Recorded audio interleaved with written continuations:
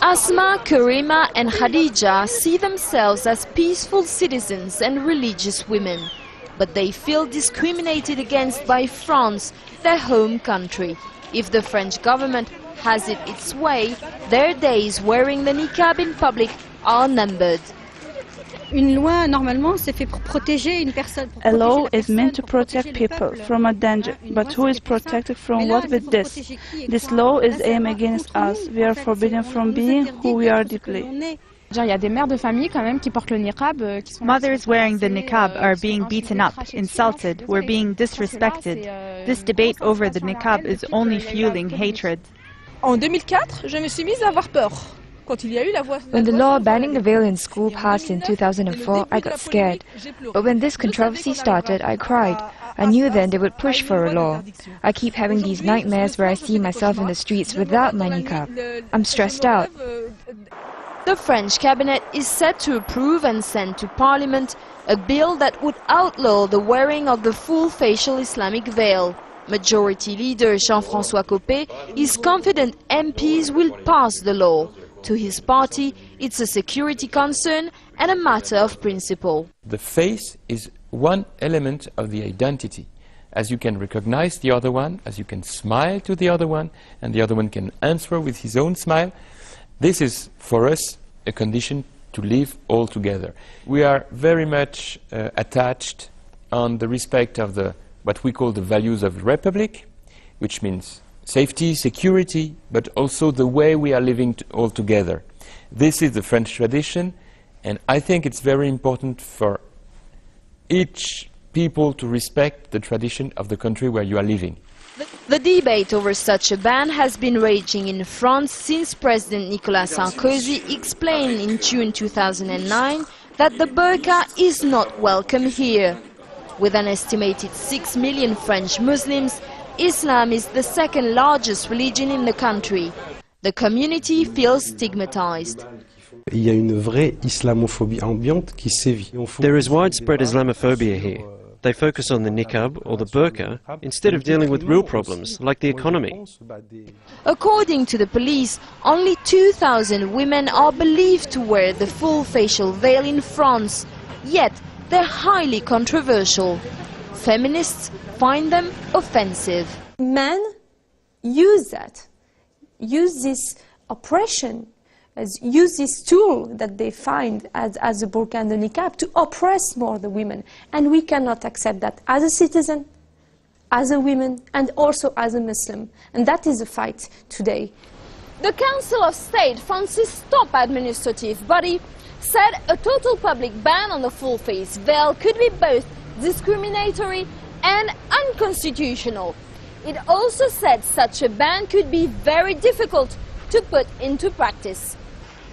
Karima says she won't take off her niqab regardless what the new law says.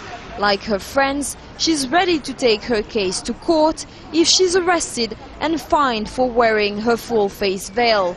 The battle is not over yet. Estelle Youssoufa, Al Jazeera, Paris. To France, where a resident who was denied citizenship because she wore the niqab or face veil has told Press TV that she's been treated unfairly by the state. In her first TV interview since her story made worldwide headlines, she told Press TV's Naima Boutelja that she only wants to be treated like her husband and 4 children, all of whom are French nationals.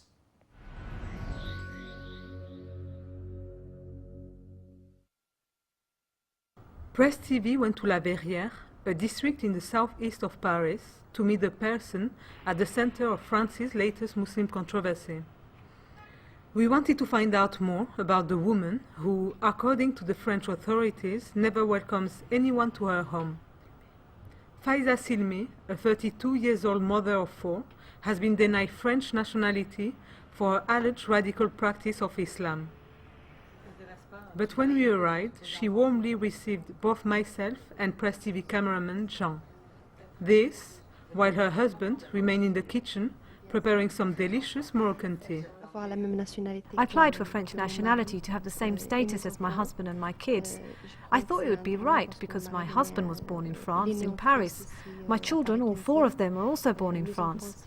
I just wanted to have the same nationality as my family, and since I'm living in France with all my family here, I just wanted to be like the rest of them. That's all. We spoke to State Council representatives about Mrs. Silmi's case, and although we weren't allowed to record their response, they were very keen to reassure us that their ruling was not an attack on Muslims. They also insisted the face veil was only one of the factors taken into account in rejecting her citizenship application. According to the ruling, Mrs. Silmi presents a deficiency of assimilation because she has adopted a radical practice of the religion, she never received anyone at home, and she hasn't adopted the Republican values. What is striking about this case is that it adds itself to numerous other cases. There is not a single week or fortnight that goes by when an issue somehow related to Islam is not making the news headlines. This in itself is an event.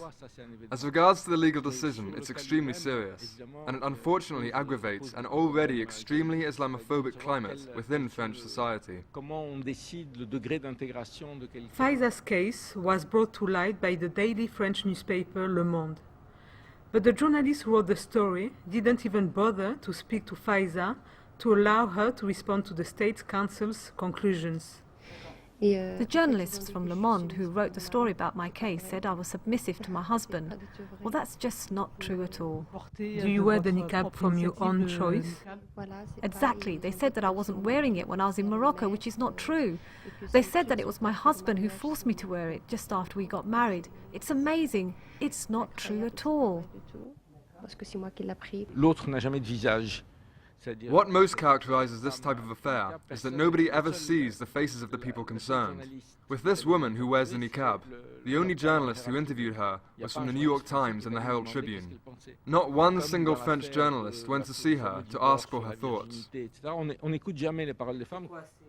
In assessing her assimilation to French values, such as gender equality, official documents show the authorities went as far as checking the gender of Mrs. Silmi's gynecologist. I had an appointment with 2 female officials at the offices of the local authorities. During the interview, they asked me to unveil myself, so I removed my veil from my face and hair. We were at ease and everything was going fine. They were asking me questions and I was answering them. But after 10 to 15 minutes, a man entered the room and claimed he was looking for a file. I was shocked and I didn't know what to do, but my husband and I didn't react at all. We thought it was an accident. In fact, it was planned, because on the report they sent us, they wrote that they had done it purposely to see my husband's reaction. And this really hurt me. I trusted them. Fouad Imran, a veteran Muslim rights campaigner, is concerned at the ruling's effect. As in the case of the ban on displaying religious symbols in schools that began in March 2004, the risk with this decision is that we could witness an increasing amount of Islamophobic acts. We are likely to see individuals who, because they are civil servants holding some kind of position of power, will now consider themselves perfectly within their rights to discriminate and marginalize all Muslims in any type of situation who appear visible from a religious point of view. In the situation of a social and economic crisis with high unemployment, the Arabs and the Muslims often belong to the poorest segment of the population.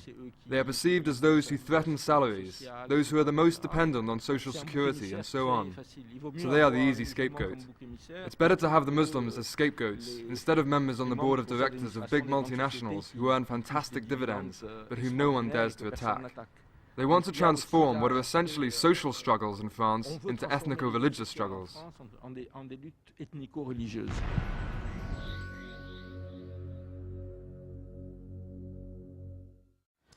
Well, we're joined in the studio now by Naima Boutelja, who conducted that interview with Faiza Silmi. Naima, thanks for coming in today. You spent the day with Faiza Silmi. In your opinion, do you think that she has failed to integrate into French society? And if so, was the decision to deny her citizenship, was it a legitimate one? No, I don't think the decision to deny her citizenship was legitimate at all. I think what the State Council have been saying is that she presents a deficiency of assimilation, and the way the law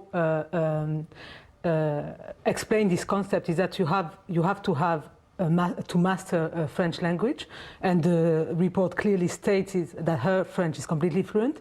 And then the second notion with this deficiency of assimilation is that you have to be assimilated into French values. Now, how do you define that? How do you define what being French person is? How do you define French values? I'm a French citizen, in my case. I was born and raised in France, and I probably don't live like the great majority of French people, but there are a lot of people who are in my case, such as traditional Jew, traditional Christian, and even some French anarchists. So, and I've spent like the whole day with Faiza and her husband, and what was very striking is how warm they were, and they welcome us very well. I mean, she drives a car, she has both Muslims and non-Muslim friends. So basically she's not as presented in the media, and she's very angry with the media for supposedly misreporting her story. Does that go on a lot in France? Well, yeah, but it's not specific to Muslims-related issues. You know very well we are both journalists, and we know very well the constraint of modern journalism, the primacy given to sensationalist stories, the fact that very often there is a collusion between the ruling elites and the journalists, and also the background of journalists, especially in France, who are predominantly coming from white middle-class background. It's not specific to Muslims, but I think what the French journalist from Le Monde did was extremely bad. It was extremely bad. All right, thank you very much for joining us today, Naima.